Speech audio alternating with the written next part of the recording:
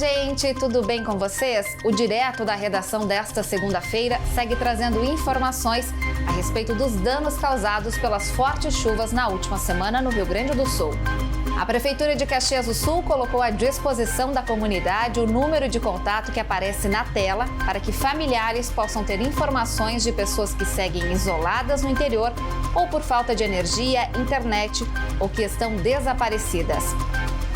Te conto ainda que Galópolis é o bairro mais afetado pelas fortes chuvas. 170 famílias foram retiradas de suas casas e seguem em abrigos. Em Galópolis, há ainda pessoas desaparecidas. 170 famílias foram retiradas das áreas de risco e estas pessoas só poderão voltar para casa após 14 dias. Há ainda a possibilidade de novos deslizamentos e há rachaduras no solo. O monitoramento da movimentação do solo está sendo realizado diariamente por geólogos. As famílias retiradas destes locais estão em casas de familiares ou nos abrigos.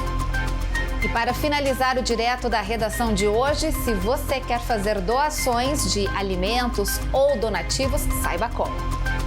Neste momento, há necessidade de colchões, travesseiros, cobertores, água, alimentos como biscoitos, roupas de cama e material de higiene pessoal. Essas doações podem ser entregues no Seminário Diocesano Nossa Senhora Aparecida. O endereço aparece na tela.